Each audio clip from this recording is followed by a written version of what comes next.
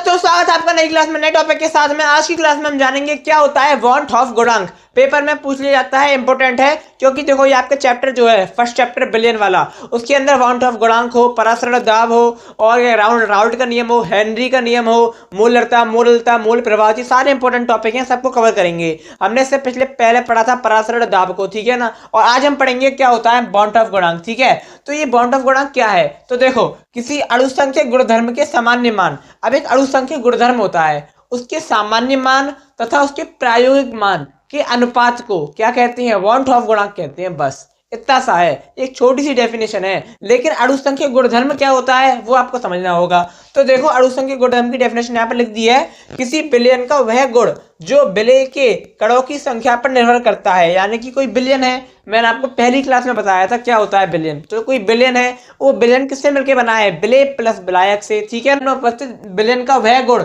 जो विलय के कणों की संख्या पर निर्भर करता है। किसी बिलियन का कोई गुण है जो कि विलय की कणों पर निर्भर करता है। किसका गुण है, किसी बिलियन का कोई गुण जो कि विलय के कणों पर निर्भर करता है, उसे क्या कहते हैं वांट ऑफ गुणांक नहीं, उसे कहते हैं अणुसंख्यक गुणधर्म। क्या कहते हैं, अणुसंख्यक गुणधर्म, ठीक है। अब अणुसंख्यक गुणधर्म कौन कौन से होते हैं वो जान लो, क्योंकि ये पेपर में आ जाता है अणुसंख्यक गुणधर्म के ऊपर, ये इंपॉर्टेंट है, ठीक है ना। यहाँ पर मैं लिख देता हूँ इंपॉर्टेंट है भाई, ये आ जाता है, ठीक है। तो देखो नंबर 1 है वाष्प दाब का आपेक्षिक अवनमन, ठीक है। ये मैंने करवाया नहीं है, ये पूरा एक टॉपिक है अपने आप में, इसको भी करवा दूंगा, ठीक है। तो ये क्या है, ये सब अणुसंख्यक गुणधर्म है, लिखने को आ जाते हैं। दूसरा है क्वथनांक में उन्नयन, क्या है, क्वथनांक में उन्नयन। और अगला है क्या है, हिमांक में अवनमन। और एक अगला है परासरण दाब, इसको आपने पिछली क्लास में पढ़ा था क्या होता है परासरण दाब, ठीक है ना। तो यहाँ पर ये हो गया।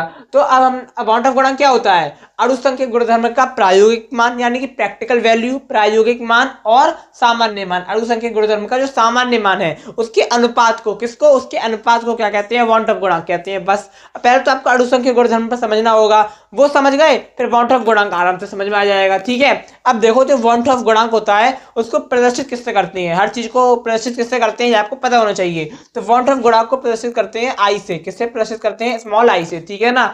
अब जो ये है वाष्प दाब का अपेक्षिक अवनमन, तो इसको हम जब किसके पदों में लिखेंगे, वांट ऑफ गुणांक के पदों में लिखेंगे तो किस प्रकार से लिखेंगे। देखो जो वाष्प दाब का अपेक्षिक अवनमन है इसका सूत्र होता है, ये भी हमने पढ़ा नहीं है, हो सकता है आपको समझ में ना आए, लेकिन आगे आने वाली क्लास में उसको पढ़ लेंगे। सारी क्लासेस रिकॉर्ड हो चुकी हैं और क्लास रिकॉर्ड करने पर काम चल रहा है धीरे धीरे, ठीक है ना। मतलब आपके लिए लगातार क्लास लाई जाएंगी, एक एक दिन में 2 क्लास भी लाई जाएंगी इस वक्त आने पर, ठीक है। तो देखो P not minus P S upon में होता है पी नॉट, अब बराबर होता है तो इसको काई कहते हैं, ये एक्स भी के लिख सकते हैं, ठीक है। तो बराबर होता है काई के। अब यहाँ पर हमने आई लगा दिया, यहाँ हमने बीच में क्या लगा दिया, हमने आई लगा दिया बीच में। हमने आई क्यों लगाया, क्योंकि ये वांट ऑफ गुणांक है, तो यहाँ पर बस क्या करते हैं आई लगा देते हैं, ठीक है, सिंपल सी बात है। अगला है डेल्टा टीवी, ये है क्वथनांक में उन्नयन। तो क्वथनांक में उन्नयन का सूत्र क्या है, डेल्टा टीवी बराबर केवी इंटू में एम, ठीक है। अब केवी इंटू में एम है और यहाँ पर एक आई जो है ये हमने लगाया है। आई क्या है, हमने लगाया है क्योंकि वांट ऑफ गुणांक है। अभी सूत्र कैसे आया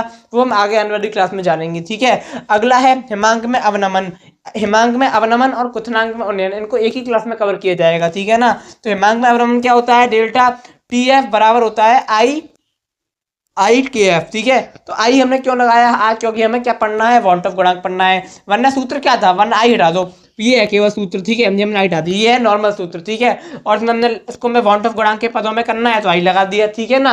अब अगला है परासरण दाब, इसका लिखा नहीं है जो मैं लिख देता हूँ। हमने इससे पिछली क्लास में पढ़ा था परासरण दाब को, ठीक है। तो अब हमने पढ़ा था क्या होता है परासरण दाब, बताओ क्या होता है, ये चौथा है ना। तो हमने परासरण पढ़ा था क्या होता है परासरण दाब का सूत्र, बताओ, अरे बताओ, अगर नहीं देखी तो देखो जाके पिछली क्लास, ठीक है ना। तो होता है पाई बराबर क्या होता है, पाई बराबर होता है CRT, क्या होता है, पाई बराबर होता है CRT, ठीक है। अब क्या ये हमने सही लिखा है, नहीं, हमें इसको वांट ऑफ गुणांक के पदों में लिखना है, तो यहाँ पर सी के आगे हम क्या लगा देंगे, स्मॉल आई लगा देंगे और एक हो जाएगा कंप्लीट, ठीक है ना। तो ये हो गया परासरण दाब, ठीक है। तो आशा करता हूँ कि आपको समझ में आ गया होगा कि क्या होता है वांट ऑफ गुणांक और क्या होता है अणुसंख्यक गुणधर्म, ठीक है ना। अब मैं आपको मिलूंगा एक और नई क्लास में नए टॉपिक के साथ में। सीरीज को लगातार फॉलो करते जाइए, बायोलॉजी की पूरी सीरीज बना दी गई है 45 दिनों की। अभी इसमें कुछ वीडियोस और भी ऐड हो सकती हैं, प्लेलिस्ट बन चुकी है, आप चैनल में जाकर देखिए। केमिस्ट्री की प्लेलिस्ट भी धीरे धीरे बनती जा रही है और आगे आने वाली क्लास की स्पीड और ज़्यादा बढ़ जाएगी, जल्दी जल्दी क्लास आएंगी, ठीक है। अब मैं आपको मिलूंगा एक और नई क्लास में नए टॉपिक के साथ में, तब तक के लिए जय हिंद जय भारत।